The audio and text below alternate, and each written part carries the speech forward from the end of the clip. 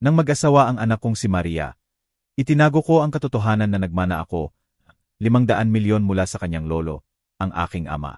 Salamat sa Diyos at hindi ko sinabi kahit kanino dahil pagkatapos ng kasal.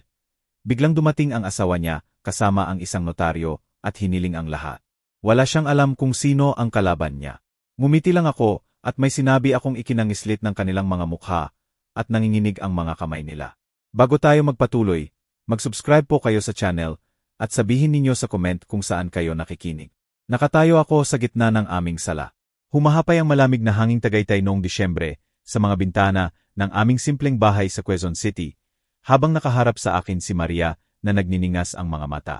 Enero 2024 noon at sumabog ang away na parang bagyo na hindi ko inasahan.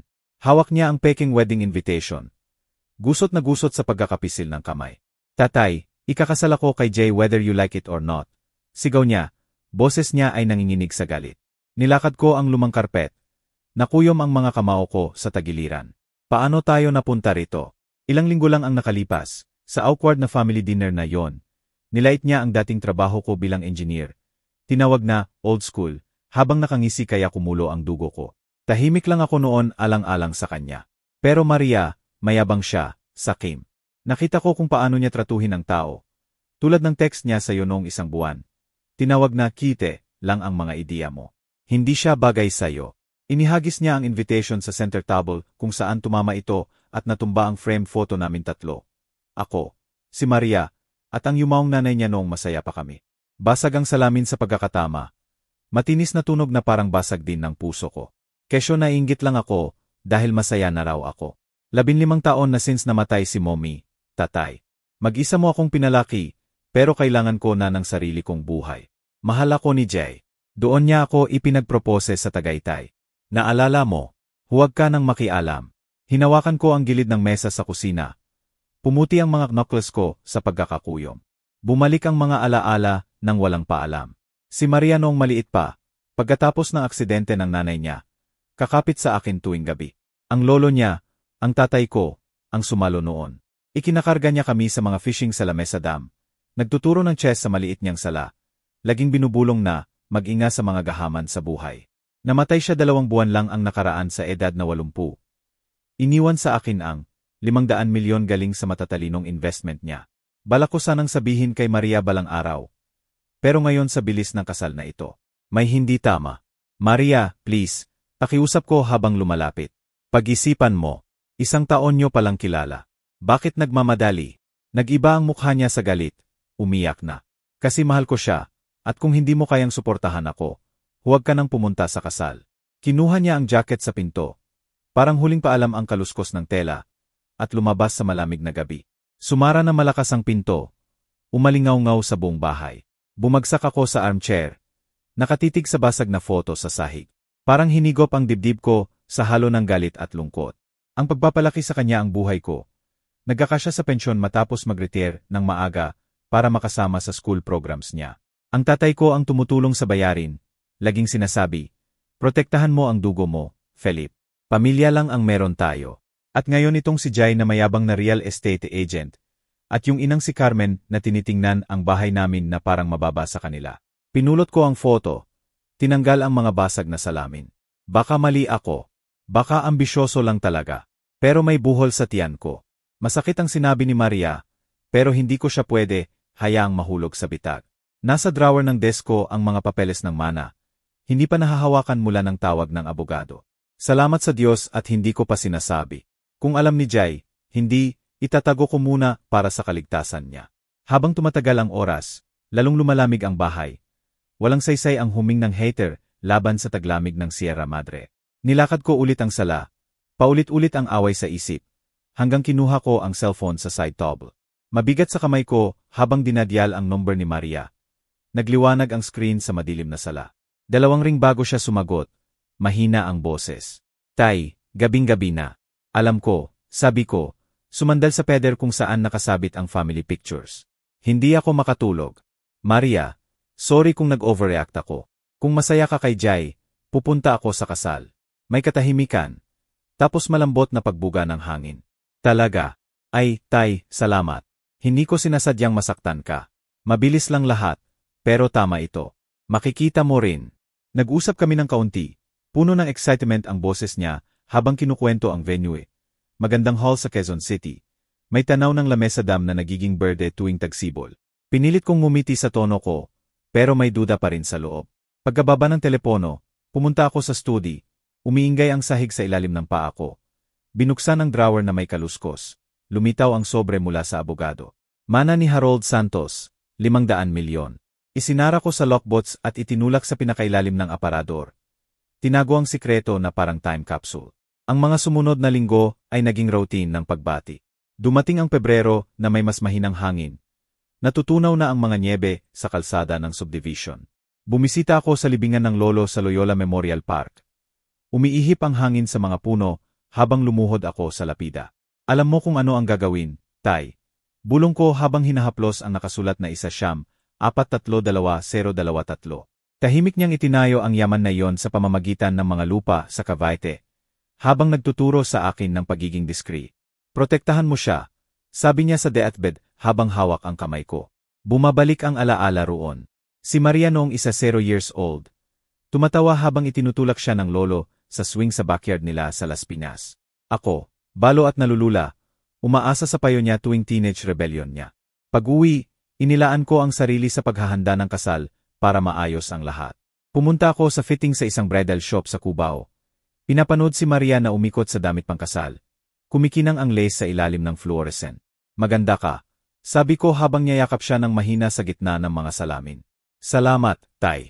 Ang mama ni Jai ang tumutulong sa bulaklak. Magaling ang taste ni Tita Carmen. Ngumiti si Maria, pero napansin ko ang bahagyang pagkuyom ng ngiti niya kapag binabanggit si Carmen. Dumating din ang planning lunch sa isang kainderya sa May E. Rodriguez. Sumama si Jai at si Carmen.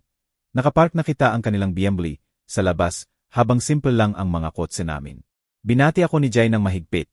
Tinitingnan ang menu ng walang interes. Felipe, salamat at sumama ka na. Magiging first class ang kasal. Si Carmen, perpekto ang buhok at may designer scarf, sumandal. Walang ititipid. Deserve ni Maria ang pinakamaganda. May bahid ng pagmamalaki ang tono niya na parang kailangang iangat ang pamilya namin. Sa gitna ng mga sandwich, maayos ang usapan pero may tensyon. Narinig ko si Carmen na bumulong kay Jai. Siguraduhin mo ang prenup, lahat saklaw. Tumango si Jai habang nakangisi. Huminto ang tinidor ko sa air. Gahaman ba talaga sila? Masigla namang nagkwento si Maria tungkol sa honeymoon, hindi awar. Mamaya, mag-isa sa kotse pauwi. Mas hinigbitan ko ang pagkakahawak sa manibela. Nakain sa isip ko ang sinabi nila.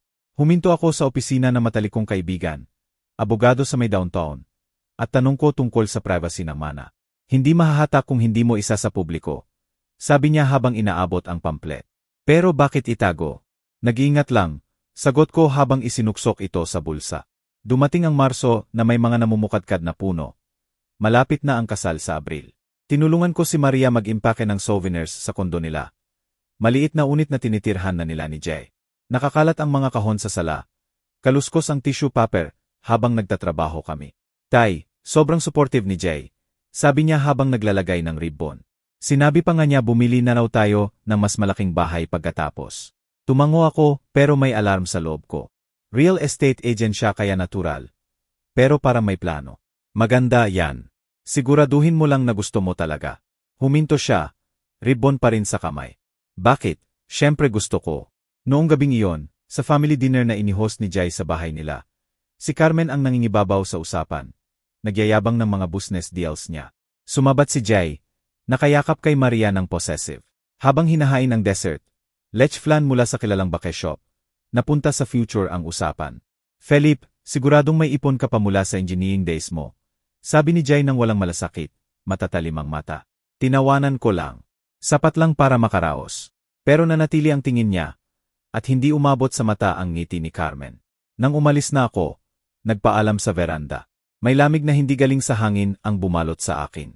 Ilang linggo na lang ang kasal, at may bulong ng gulo sa ugali nila. Pumasok ako sa wedding hall sa Quezon City noong maalinsangang hapon ng Marso 2024. May floral arch sa entrada na parang peking pangako ng kasiyahan. Nanatili ang discomfort mula sa family dinner. Buhol sa tiyan ko habang inaayos ang necktie at tinitingnan ang mga bisita. Naghahalo ang ingay sa ilalim ng chandelier. malambot na tugtugin. Pero nasalo ko ang matalim na tingin ni Carmen mula sa kabilang dako. Katabi niya si Jay, paehong naka-tailored suit na sobrang classy. Nagsimula ang seremonya, si Maria na hinintay ko sa aisle. Mahina ang belo sa hangin. Pinisil niya ang kamay ko, bumulong, "Salamat sa pagpunta, Tay." Tumango ako. Pinilit ang kalmado, kahit mabilis ang isip ko pabalik sa babala ng lolo tungkol sa biglaang kasal. Nagpalitan ng vows, matatag ang boses ni Jay, parang rehearsed, habang idineklara silang mag-asawa. Palakpakan pero mekanikal lang ang palakpak ko, habang hinahalikan niya si Maria ng possessive. Sa reception, puno ng pagkain ang mga mesa, lechon, karikar, at ensalada na may kesong puti mula Laguna. Naglibot ako sa mga bisita, pero tumaas ang tensyon, habang lumalapit sa head table. Hinintay ako ni Carmen na may baso ng champagne. Manipis ang ngiti. "Philip, ang simple mo naman mag-isa. Wala man lang date." Tinanggap ko ang baso, matatag ang hawak. "Sapat na sa akin ang pamilya, Carmen." "Congrats." Sumandal siya, mahina ang boses. Matindi ang trabaho ni Jay para rito. Swerte ni Maria, iaangat niya siya sa mas magandang buhay. Tinamaan ako, pero hindi ko pinansin. Sumali si Jay, hinampas ang balikat ko ng malakas. "Philip, ang daming tao. Mamaya ang toast mo." "Short lang ha, may schedule." Lumayo ako, nahanap ang upuan, pero narinig ko ang bulungan malapit sa bar. Nag-level up talaga siya. Sweet naman ang tatay, pero yung bahay nila. Umakyat ang init sa pisngi ko.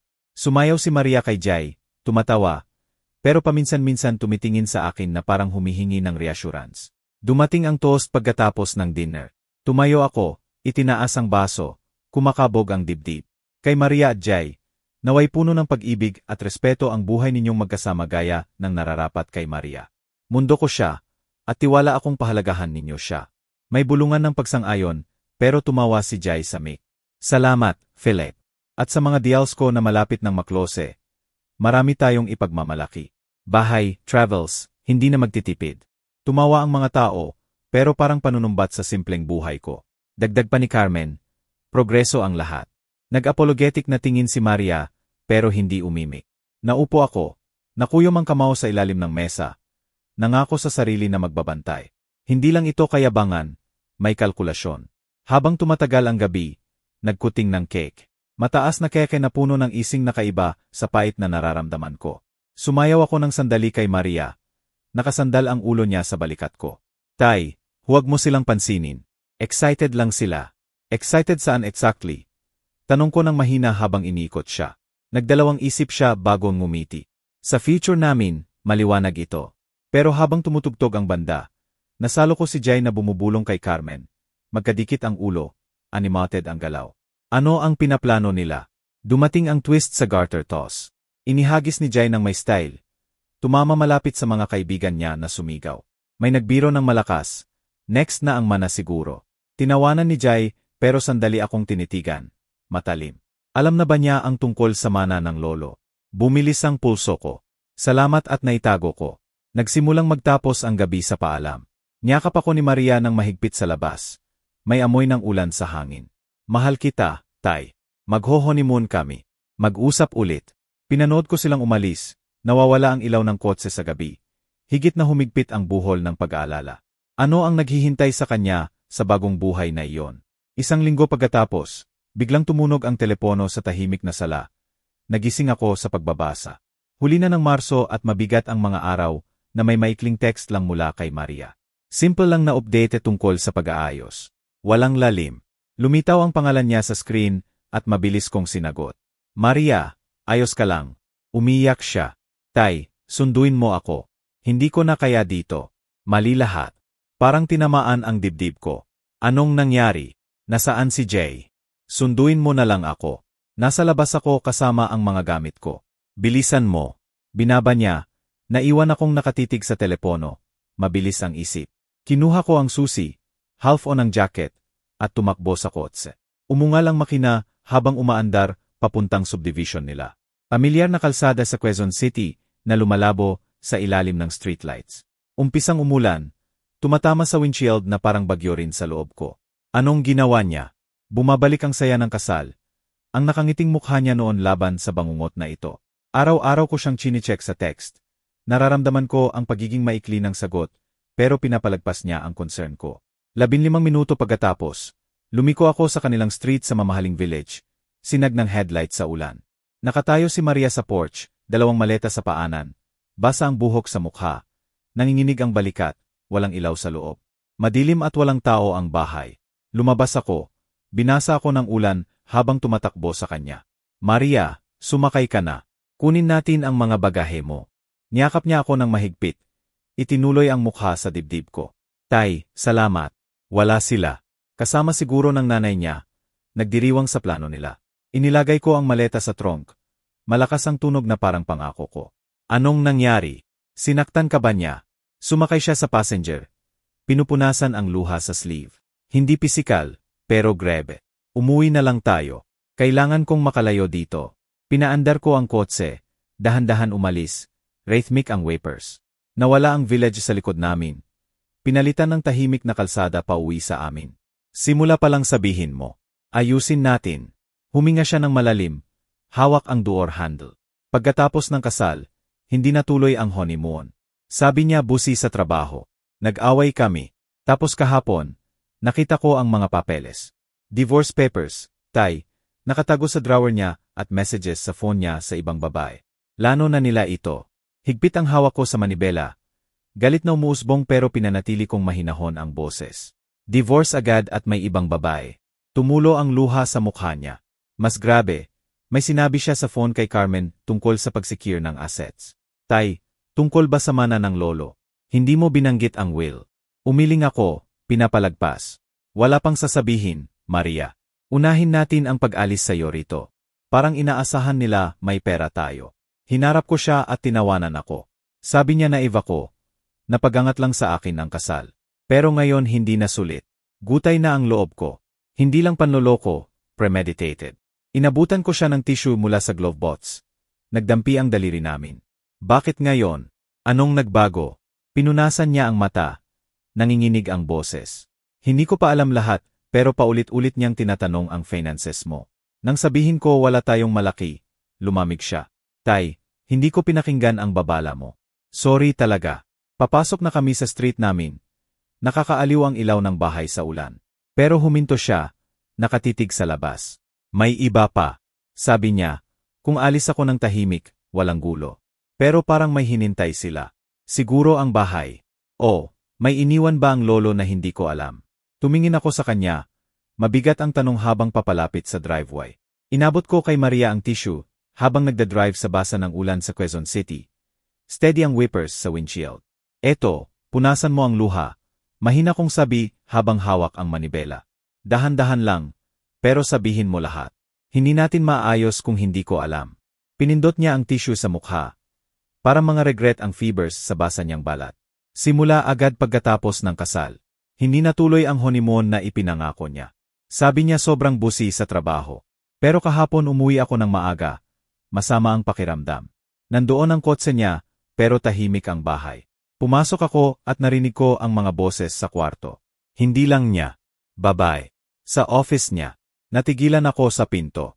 Tay, kahit nakita niya ako, walang pagsisisi. Parang nainis lang na naistorbo ang walang kwentang bagay. Pumuti ang knuckles ko sa manibela. Umakyat ang galit pero nilunok ko. Nakafocus sa kalsada. Sinag ng headlight sa fog mula sa lamesa dam. At ang divorce papers. May messages ka rin daw. Tumango siya, ginugusan ang tissue. Pagkatapos ko siyang harapin, isinaksak niya sa akin ang papeles. Sabi, pirmahan mo agad. Walang gulo. Pero kinuha ko muna ang phone niya. Buwan na ang text sa babae.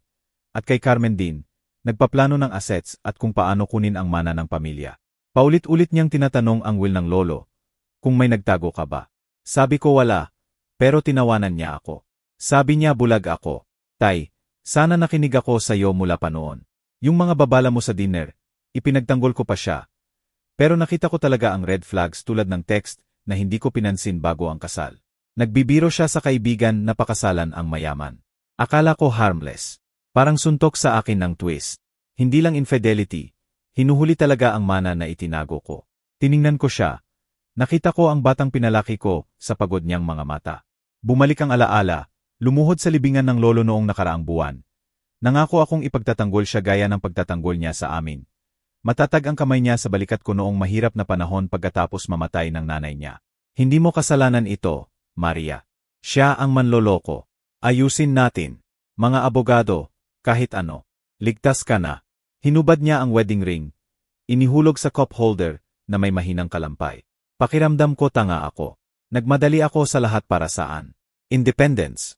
Pag-ibig. Kasinungalingan lahat. Papasok na kami sa street namin. Lumalabo ang mga bahay sa ulan. Pumasok ako sa driveway, pinatay ang makina. Pumasok ka na. Ayusin natin ang kwarto mo, tapos mag-usap ulit. Habang kinukuha niya ang gamit, may malakas na kulog, hindi kulog, paparating na kotse.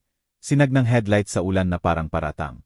Huminto ng may screech sa harap, nagspray ang graba sa gulong, at lumabas si Jay. Galit na galit ang mukha sa ilalim ng street lamp. Unang linggo na ng Abril.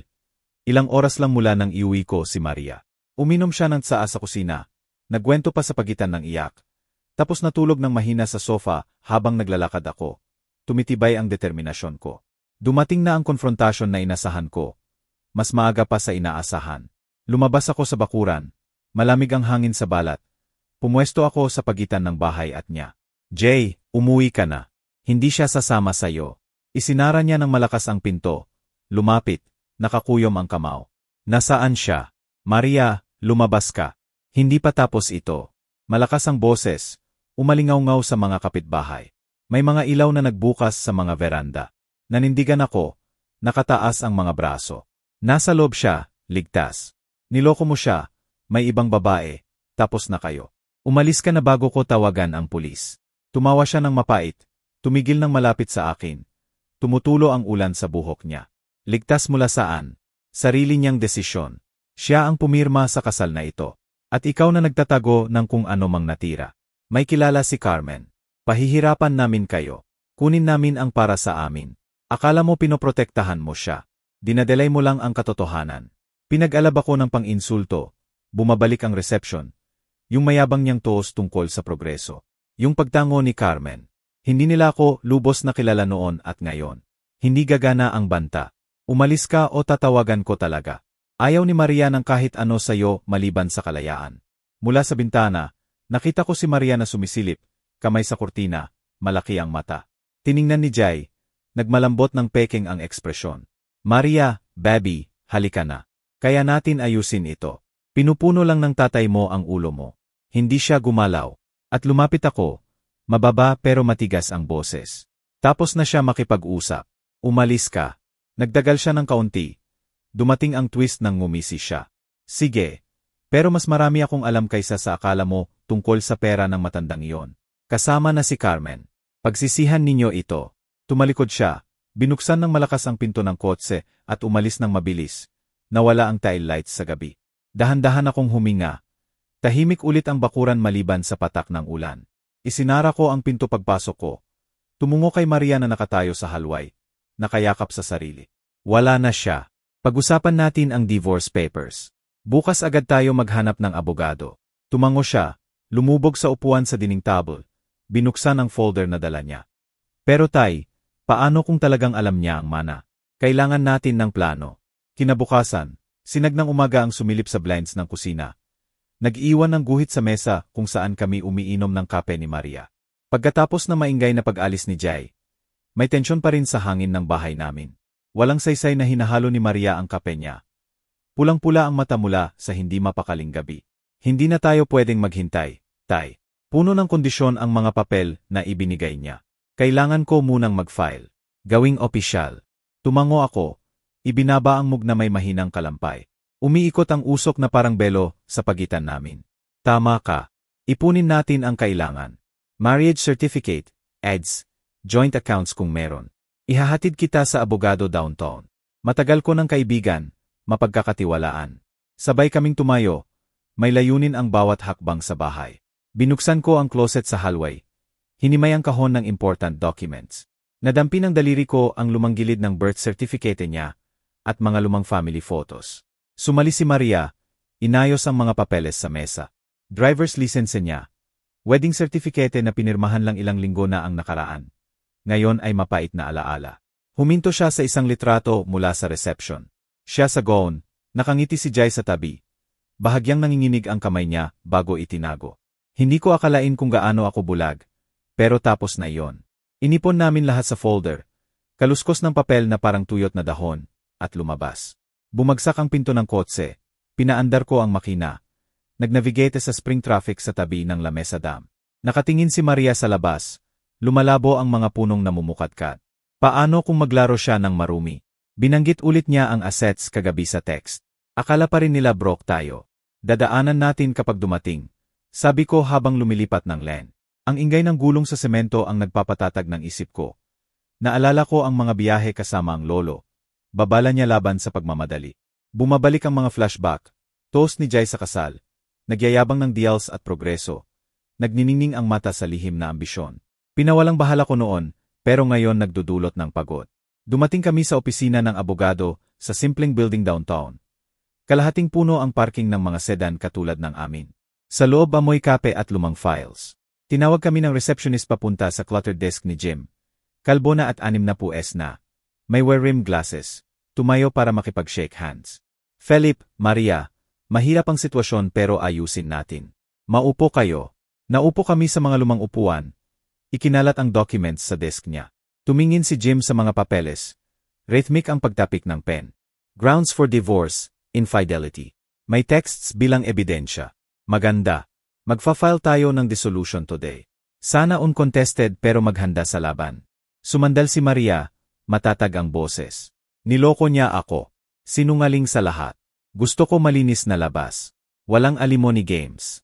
Tumango si Jim, kumuha ng forms sa drawer. Matalino. Pirma dito. Initial doon. At petition natin sa korte. Hearing sa ilang linggo. Habang nagtatrabaho kami, nag-vibrate ang phone ko sa desk. Pangalan ni Jay. Tiningnan ko si Maria, natigilan siya. Sagutin mo. Pakinggan natin. Pinindot ko ang speaker. Ano gusto mo, Jay? Malakas at may galit ang boses niya. Akala mo matalino ka na mag-file agad. Narinig ni Carmen sa kaibigan. Nasa abogado si Maria. Pakinggan mo, matanda. Itigil mo ito. Pirmahan ninyo ang ibinigay kong papeles o ililibing ko kayo sa korte. Alam naming may tinatago kayo. Utang siguro. Ilalantad namin lahat. Nag-flash ang mata ni Maria. Ilantad ang ano? Yung kalokohan mo. Sage, Jay. Tapos na ako sa banta mo. Maikli at matigas ang tawa niya. Malalaking salita. Pero kapag nakita ng judge kung gaano ka unstable, bigla kang umalis, sasabihin namin abandonment. At assets. Kukunin namin ang bahay, kotse, kung ano mang natira. May connections si Carmen. Pinakalmahan ni Jim sa bibig. I-record ito. Nanatili akong matatag. Hindi mababago ng banta ang katotohanan. Layuan ninyo kami. Binaba ko. Tumigil ang linya. Tahimik ang kwarto maliban sa orasan sa wall. Huminga si Jim. Makakatulong yan sa kaso natin. Harassment. Inilista ko na. Natapos namin ang pagpirma. Matinis ang tunog ng ballpen sa papel. Huminga ng malalim si Maria. Parang nabawasan ang bigat. Parang simula na.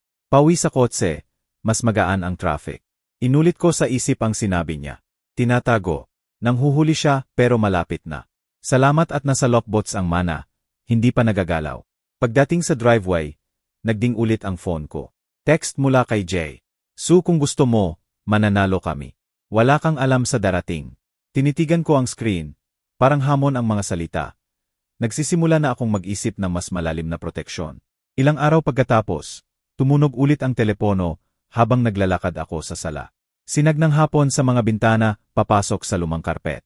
Isang linggo kaming nagtitiis sa hindi mapakaling sitwasyon. Bumalik na si Maria sa trabaho. Ako naman nagre-research ng divorce basics online hanggang madaling araw. Asul na liwanag ng screen ang nag-iiwan ng linya ng determinasyon sa mukha ko. Boses ni Jai ang sumabog ng sinagot ko. Mayabang at malakas. Felipe, dapat nakinig ka na. May pinakamahusay na abogado na binili ng pera. Top firm sa Manila. Gigibain nila ang maliit ninyong feeling. Akala ni Maria makakaalis siya. Kukunin namin lahat, assuming ang pagiging mahirap ninyo ay acting lang. Higpit ko ang hawak sa phone. Nakatayo sa bintana kung saan kumukuskos ang kurtina sa hangin. Magmayabang ka ng magmayabang, Jay. Nasa panig namin ang katotohanan. Mababa at nanloloko ang tawa niya. Katotohanan, na si Maria ang biglang umalis.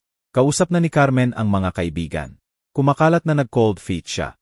O baka nga siya pa ang unang lumandi. Namatay ang linya, nag-iwan ng guwang na etyo. Ibinaba ko ang phone, bumibilis ang tibok ng puso. Sismis, matalinong lason. Noong gabing iyon, may mahinang katok sa pinto habang kumakain ng hapunan. Huminto si Maria, tinidor sa air. Sino naman? Si Aling Rosa sa katabing bahay. Nakaponitail ang gray hair. May dala na casserole na parang peace offering. Felipe, nakarinig ako ng bulong-bulungan sa seniors club. Sabi ni Carmen iniwan daw ni Maria si Jay nang walang dahilan. Unstable daw. May ibinulong pa na baka si Maria pa ang may kasalanan. Hindi ako naniniwala pero dapat ninyo malaman. Sumama si Maria sa akin sa pinto. Namutla. Kasinungalingan iyan. Binabaliktad niya para mapahiya ako. Tumango si Aling Rosa ng simpatya. Alam ko nga, pero kumakalat na. Nakita ko pa sa EB group ng village. Inabot niya ang casserole, mainit sa palad ko, at umalis. Isinara namin ang pinto, nag-click ang lock. Naglakad si Maria, nakataas ang braso. Marumi ang laro nila. Kanina sa office, tinanong ako ng kasama ko kung ayos lang ako. Narinig daw niya kay kaibigan ni Carmen. Tumango ako, pumunta sa study kung saan umiingay ang computer. Tama. Oras na gamitin ko ang meron ako. Mabilis ang daliri sa keyboard. Naghanap ako ng private investigator sa Quezon City. Discreet at dalubhasa sa marital cases. May lumitaw na pangalan. Dating pulis na may magandang review. Bumalik ang flashback. Pagtatago ng papeles ng mana ilang buwan na ang nakaraan. Boses ng lolo. Ang discretion ang nagliligtas ng buhay. Matalino ang pagtatago. Ngayon kukuha ako ng kaunti anonymously. Sumilip si Maria sa balikat ko. Detective para imbestigahan si Jay. Ebidensya ng affair niya. Anumang financial scheme. Baliktarin natin. Tinawagan ko ang number. Nagset ng meeting bukas sa isang maliit na coffee shop downtown. Habang nag-uusap kami, may anonymous text na pumasok. Siya ang cheater. Mag-ingat ka. Siguro galing sa circle nila. Dumating ang twist noong gabing iyon. Narinig ni Maria ang voicemail mula sa blocked number. Boses ni Carmen. Sabihin mo kay Felipe, ilalantad namin ang sikreto ng pamilya ninyo kung hindi kayo tumigil. Alam ko may higit pa sa will ng matanda. Pinatugtog niya sa akin. Matatag ang kamay kahit nanginginig ang boses. Desperado sila. Sabi ko habang bindelete, pero inisip ko ang takot sa likod ng tapang nila. Nag-research pa kami. Kalampay ng keyboard ang tumutuldok sa plano namin. Pagsapit ng umaga, nag-wire na ako ng retainer fee mula sa separate account. Invisible ang transaction. Habang tinatapos ko ang appointment ng detective, dumating sa mail ang court notice. Nakatakda na ang preliminary hearing. Nagbabago na ang takbo. Handa na ang nakatagong lakas ko. Huli ng Abril nang nakaupo ako sa madilim na study sa Quezon City. Medyo gusot ang court notice sa kamay ko sa sobrang higpit ng hawak. Nakatakda ang preliminary hearing sa susunod na buwan. Orasan na tumitiktak na nagpapalaki ng bawat anino sa kwarto. Ibinaba ko ang papel sa tabi ng lockbox na kinuha ko sa aparador. Malamig ang metal sa daliri ko. Sa loob ang mga dokumento ng mana, 500 milyon, legacy ng lolo, nakatago na parang sandata. Habang tinititigan ang numero, nadama ko ang bagong tibay.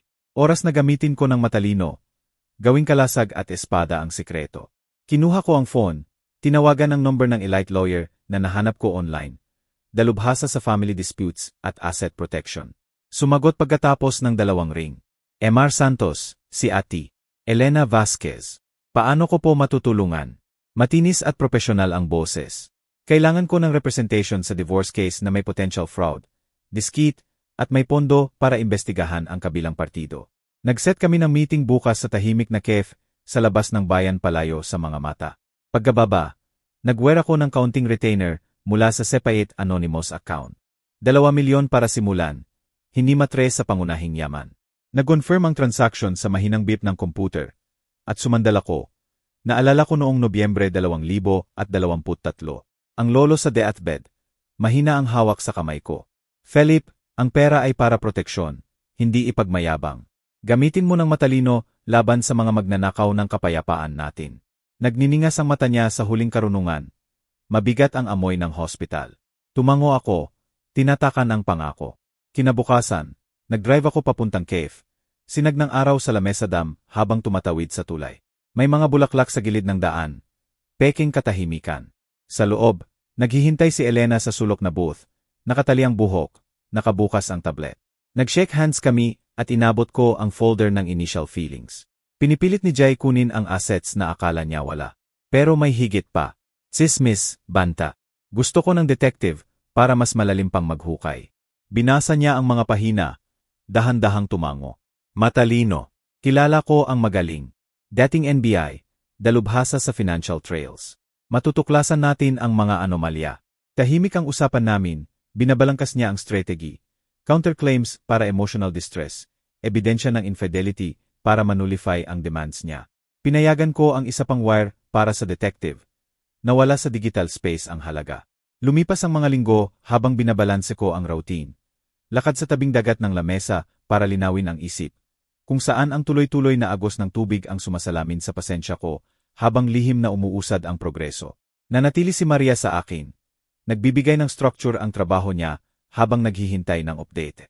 Isang hapon sa unang linggo ng Mayo, nakipagkita sa akin ang detective. Matipunong lalaki na si Reyes, sa madilim na bench sa park downtown. Inabot niya ang Manila envelope. Kaluskos ang pagbukas. Mga litrato, timestamp, pagkikita ni Jay sa mga dubious notary, backdated documents para sa asset transfer, at bank records ni Carmen na may bribes. Tiningnan ko ang mga larawan. Si Jay sa madilim na opisina na pumipirma sa harap ng ngising notary. May twist na humigit sa akin. Isang photo ang nagpapakita sa kanya na tumitingin sa folder na may label, Santos Estate Inquiry. Mas malapit pala sila kaysa akala ko. Nagre-research ng public records para sa will ng lolo. Ginto ito, bulong ko. Himini si Reyes. Sapat na para ma-expose ang forgery sa korte. Pero ingatan mo, huwag ipaalam. Pinakita ni Elena sa susunod na meeting sa opisina niya. Lumalaki ang stack ng reports sa desk niya na parang fortress. Itatago natin ito hanggang hearing. Hayaan muna natin silang magmalaki. Nag-sign off ako sa karagdagang pondo. Muling isinara ang natitirang milyon. Simbolikong pagpipigil sa gitna ng bagyo. Habang palapit ang hearing, nag-drive ako sa courthouse para sa pretrial conference. Matayog ang stone facade sa ilalim ng mga ulap. Kasama ko si Maria, hawak ang braso ko. Handa na tayo, Tay. Nagbar kami at umakyat sa hagdan. Mabigat ang mga files sa briefcase ko na puno ng pangako ng katarungan. Sa loob umalingaw-ngaw ang mga yapak sa halway. Patungo sa pinto ng courtroom kung saan may bulungan sa loob. Pumasok kami sa wood-paneled na courthouse. Sinag ng unang tag-init papasok sa matatangkad na bintana. Mahigit 1 taon na mula sa kasal, buwan ng testimonya, pagpapaliban ni Jay, at tahimik nating pag-iipon ng ebidensya. Pinuno namin ni Maria ng strategy sessions sa opisina ni Elena. Gabing puno ng pag-aalala habang nanonood ng balita. At simpleng routine tulad ng hapunan na magkasama para mapanatili ang sanity. Ngayon nakaupo na sa matitigas na bench, pinanood ko ang pagbubukas ng trial. Matatag ang pulso pero alerto. Tinawag ng judge, 60 na babae na strict, ang kaso ng dissolution of marriage, Maria Santos laban kay Jay Hallan. Si Jay sa kabilang aisle kasama si Carmen. Abogado nila ang makinis na lalaki sa tailored suite. Pinanumpa ng bailiff ang unang witness, ang notaryo. Mukhang kinakabahan na lalaki na manipis ang buhok.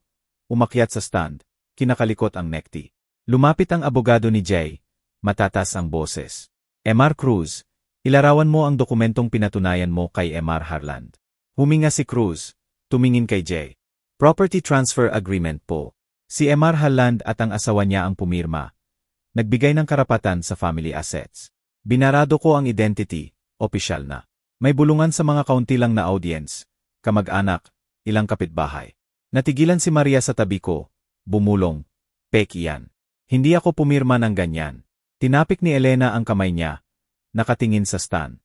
Mabilis ang cross-examination. Tumayo si Elena, tumapik ang heels sa sahig.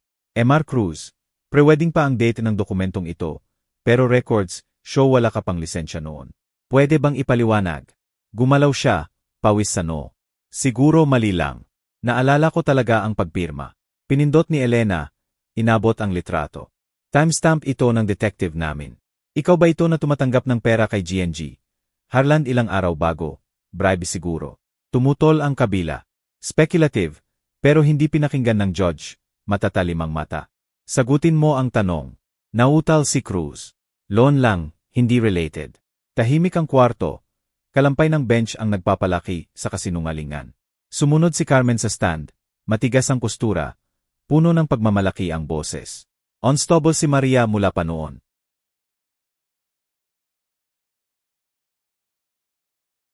Biglang umalis, naggalat ng tsismis tungkol sa anak ko.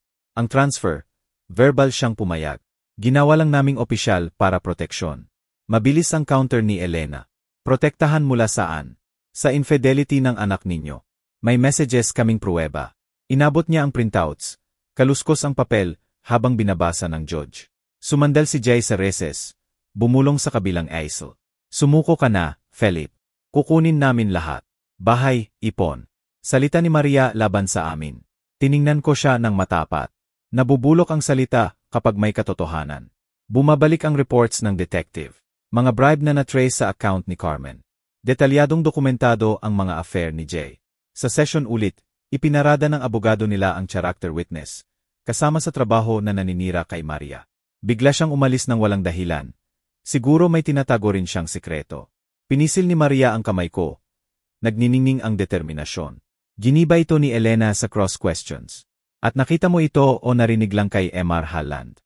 Dumating ang twist sa testimonya. Naalala ni Cruz, natigilan sa cross-examination. Inilabas ni Elena ang legally obtained recorded confession mula sa detective kung saan inamin ni Cruz na fake ang pirma kapalit ng bayad. Tinanggap ng judge ang recording bilang ebidensya. Tinanggihan ang objection na coerced daw. Malakas ang pagsasalita ng katahimikan ni Cruz sa stand. Nagulat ang mga tao. Pinatigil ng judge sa pamamagitan ng gavel. Tumayo si Elena. Your Honor, may higit pa kami. Financial trails na nagpapatunay ng premeditated fraud. Lumapit siya sa bench na may folder namin. Tensyon sa kwarto, habang inaabangan ang pagbubunyag ng kanilang web. Elena stepped forward in the Quezon City courtroom that Mayday in 2025. Her folder of proofs held high like a banner of truth. The judge leaned in, glasses perched on her nose as the gallery held its collective breath. Your Honor, these exhibits dismantled their claims, Elena declared, voice steady and incisive. She handed over the stack. Detective reports, bank statements tracing bribes, audio transcripts from hidden recordings. The judge flipped through, pages whispering under her fingers. Eric shifted in his seat, face palling, while Carmen gripped the armrest, her knuckles whitening. Their lawyer jumped up. Objection. Chain of custody unclear. These could be fabricated. Overruled, the judge snapped, her tone brooking no argument. Proceed, Ati. Vasquez. Elena nodded, projecting an audio clip via the courtroom speakers. Cruz's voice crackled through. I backdate ko para sa tamang presyo. Gawing mukhang legit. Gasps echoed from the benches. Light from the windows shifting across shocked faces, illuminating the unraveling deceit. Jay leaned toward Carmen, whispering urgently, but she shushed him with a sharp glare. I sat beside Maria, my hand on hers, feeling her pulse race. Flashbacks surged the detective's late-night call weeks ago detailing that very recording from a planted device in their meeting spot. Got him on tape, he'd said gruffly. Now it paid off. The judge paused, tapping her pen rhythmically. This evidence suggests perjury and fraud. The property transfer is invalid, stricken from record. She turned, declined on the stand. You contradicted yourself earlier. Explain. He mumbled, eyes darting. It was a mistake. They pressured me. Protests erupted from Jay's side, his lawyer slamming a fist lightly on the table. This is entrapment. We demand a mistrial. Denied, the judge retorted, her gavel thudding once for emphasis. Furthermore, I'm referring this to the prosecutor for charges of forgery and bribery against Mr. Harland, Mrs. Harland, and Mr. Cruz. Carmen stood abruptly, voice rising in a controlled hiss. You can't do this. We had reasons. Protection from their instability. Elena countered swiftly. Reasons like greed. Your financial trails show premeditation. Probing for assets you assumed existed. She laid out more proofs. Emails plotting the notary scheme dated before the wedding. The twist unfolded as the audio played a second clip. Carmen's voice. Once we secure the inheritance through marriage, we'll flip it. The room tensed further, murmurs swelling. Jay slumped, burying his face in his hands. No, that's taken out of context, he muttered weakly. The judge reviewed silently for a moment. The clock ticking audibly in the hush. Divorce granted to petitioner. No asset division to respondent. Court costs on Mr. Harlan. Bailiff, escort Mr. Cruz for questioning. The notary rose shakily, cuffs clicking as security approached. As the session adjourned, I exchanged a glance with Maya, her eyes shining with vindication, mine with quiet triumph. We gathered our things, stepping into the hallway where echoes of the gavel faded, her hands squeezing my arm in wordless thanks. We walked down the courthouse steps into the late May sunshine of Quezon City, the warmth seeping through our clothes like a balm after the chill of confrontation. Maya paused at the bottom, turning to me with a deep breath. Tay, hindi ko alam kung saan mo nakuha ang pambayad kay Elena at sa detective. Siguro kinayod mo ang bawat sentimo. Papayagan mo akong magbayad kahit paano. Mumiti ako ng mahina. Ginaya siya papuntang kotse sa kabilang kalsada. Hindi na kailangan. May sasabihin pa ako. Sumakay kami. Umungal ang makina habang umaandar. Pamilyar na kalsada, namumukadkad na mga puno sa gilid pa uwi, kaibahan sa bagyong pinagdaanan natin. Tahimik ang biyahe habang nag-iisip siya sa labas. Ako naman sa hinaharap. Pagdating sa bahay, naupo kami sa sala, ginintuang ang liwanag ng hapon sa kurtina. Tumayo ako, pumunta sa study kung saan naghihintay ang lockbots. Maria, umupo ka. Oras na malaman mo. Naupo siya sa gilid ng sofa, kunot ang no. Malaman ano? Sobrang dami mo nang ginawa. Mag-isa mo akong pinalaki, nilabanan ito. Binuksan ko ang lockbots na may mahinang click. Kinuha ang envelope na may markang estate of Harold Santos. Iningatan tayo ng lolo. 500 milyon mula sa investments niya. Namatay siya huli ng 2023.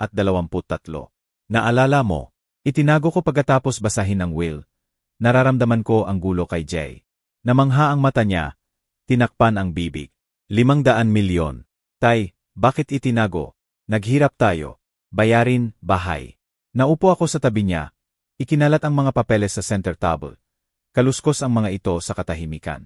Para proteksyon, babala ng lolo sa deathbed. Darating ang mga gahaman. Noong hospital, mahina ang boses pero matatag. Naalala ko ang fishing trips natin. Nagtuturo ng pag-iingat. Nang magtanong si Jai sa mga hapunan, ngising aso tungkol sa future. Alam ko na ililigtas tayo ng pagtatago nito sa kanilang hawak. Hinaplos niya ang mga numero, umiyak. Lahat ng oras na yon pinaniwala mo silang broke tayo.